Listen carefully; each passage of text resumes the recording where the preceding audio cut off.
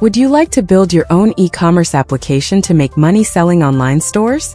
You can do it with our free course on how to build a multi-tenant e-commerce platform with Wildcloud. We've crafted a course packed with 7 lessons that will guide you step by step to learn how to leverage multi-tenant WordPress and Wildcloud to empower your clients to create and manage their online stores. You'll learn how to build the necessary Wildcloud applications, how to build a global front-end dashboard to allow your users to manage their stores without having to use the normal WordPress dashboard, and even how to design pre-built websites and automate subscription sales. This course is for you whether you want to generate recurring revenue, gain experience as a web developer, or add web apps to your portfolio.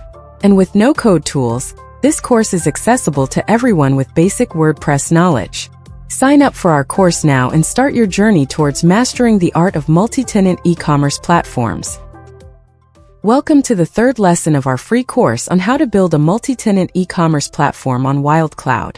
In this lesson, we'll introduce you to the concept of tenant roles and show you how to create them. Finally, we will deploy the current version so that the changes we have applied so far to the version are propagated to the new sites we will create in future lessons. First, let's see what a tenant role is. A tenant role is like a group of features or functionalities that will be available for sites that have a specific subscription plan on your e-commerce platform. When we get to the stage of creating subscription products to sell your platform as a service, you'll see that each subscription product will need a tenant role to determine what customers who purchase that subscription plan will be able to do on their respective sites or tenants. The way to select which features or functionalities are available for each subscription plan, and for the sites that purchase that plan, is to select the plugins that will be active on the sites created with that subscription plan. This is where a tenant role becomes necessary. For example, if we're building an e-commerce platform, our clients will need the features that allow them to create products, set up payment gateways, view and manage orders, and so on. In this case, this means that they need the WooCommerce plugin, so we need to include that plugin in our tenant role. Now let's see how to create tenant roles. Something important is that the tenant roles must be created in the version of your codebase application, so you must open the version editor. Once here, let's create a new tenant role. We just need to add the tenant role name and click on Add New Role.